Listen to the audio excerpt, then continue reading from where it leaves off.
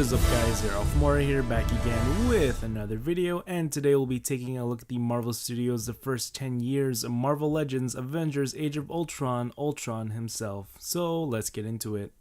So taking a look around the packaging, Marvel Studios up top, on the side brief description from the movie, so pause if you want to read that. It says Marvel Studios up top, Legends series at the bottom, cool artwork on the side, Avengers logo, Avengers poster in the back, Ultron description, pause if you want to read that. On the bottom, UPC, scan if you want it, and without further ado, let's get into it.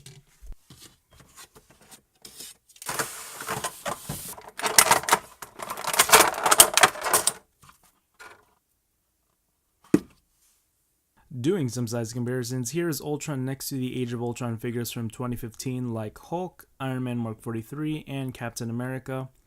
Also some of the Marvel Studios 10th anniversary 2-packs like the Hulkbuster and Hulk, Ant-Man Yellow Jacket, Captain America and Crossbones, Thor and Sif.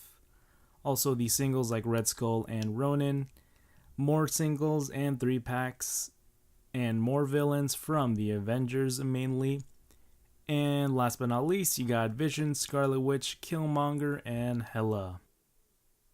So taking a closer look at Ultron here, starting off with the head sculpt. I didn't have the previous Build-A-Figure because I thought he was painted weird. So I waited, and they actually released a repainted one, and it looks better. Except the eyes. The eyes kind of look weird. They look cockeyed here. But you can see they added some more paint details compared to the previous Build-A-Figure, if you have that and are comparing it while watching this video. If you are, yeah. But just looking at it, there are some upgrades to the paint here, like they painted the back side of the Ultron figure, which they didn't do on the previous one. I think they actually painted the mostly the whole figure here, which is nice. It's not just half-assed like the previous Build-A-Figure, so I really appreciate that. And you can see there's some noticeable gray, dark gray paint jobs here and there, which is also a nice touch. It's kind of a weird contrast. There are some dark spots here and there's some light silvers or silvers here. But it all works out in the end. It doesn't bother me that much. And at the bottom, he does have peg holes if you want to peg him on a base or whatever. And yeah, that's Ultron.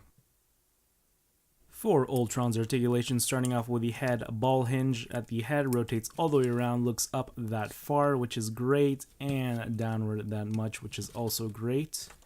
He also has the tilty shifty head movement like so, and he also has the forward and back motion right there. Now his arms here do rotate all the way around. They bend outward that much, a little more than 90 degrees on the right arm here, and inward that much like so. He also has a bicep swivel all the way around, a double jointed elbows right there, not to mess up with knees. Now the wrists here are on hinges, so they rotate, bend up that far, down that much like so. The torso here, kind of a smooth forward and back motion, doesn't click whatsoever, just bends forward that far, which is great, and back that much, which is also great. He also has a waist swivel, which rotates all the way around. Legs can kick forward that far, which is quite unfortunate, so he can kind of sit down like so, and back pretty decently. He also has a upper thigh swivel, which does not rotate all the way around, but you can try to kind of finesse it a little bit here and there, but it can rotate side to side. Double jointed knees right there, which is great. Motion like so. Feet bend down that far and up. Not that much. It's kind of hindered by the sculpt, which is quite unfortunate. But he also has some ankle rotation right here, showing you that. And doing the ankle pivot test. It won't be that great, but that's what it looks like. He's good to go. So taking an even closer look at Ultron, starting off by popping off the head, just showing you he has kind of this dark tan line here. Like I mentioned before, there are some parts where it's dark gray, so this is where you could see that happening. You could see the little line there where it separates the two colors. It's kind of interesting paint choice that they went. So some of the areas here, like the side of the torso here, it's kind of a dark gray here. Inside the arm here where the red paint is, there's like a dark gray outline on the outside and the inside. Bending the elbows, the hinges here are thankfully painted silver all the way through and through, which is nice. And looking at that, you can see the hip joints there are also dark, noticeably dark. You see some of the rotation motion right there. You see how those line up together. And rotating or moving the torso forward, you can see some more detail, sculpted detail inside, which is nice. And rotating the waist, you can see the silver is painted through and through this whole figure, which is nice as well. You can see right here there's some open joints here, or holes on the thighs, where you can see some of the parts inside, or the gray hip joints.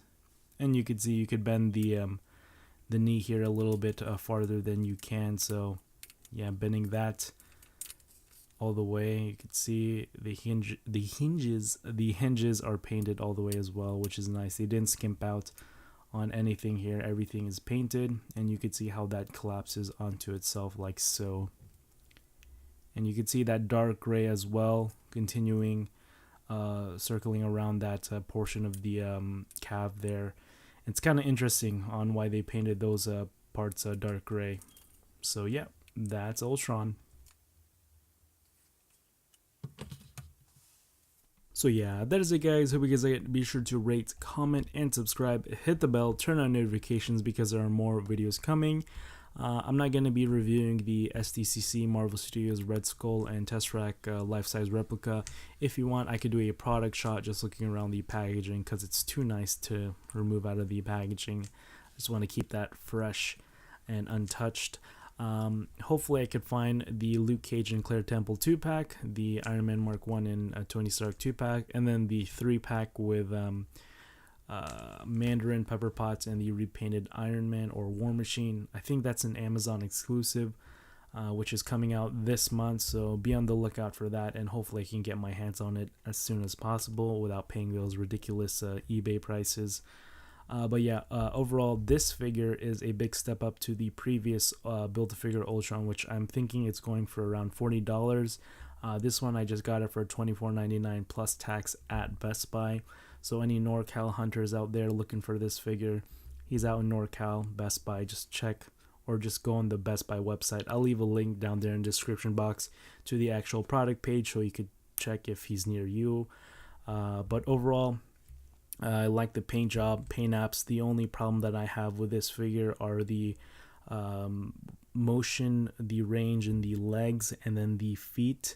Would have been nice if those had more range to it, but other than that, paint job is fine, articulation is fine, just the legs and then the feet, I had a problem getting more range out of it. But yeah, that's it guys, hope you guys like it. Arolf, this is signing out, peace.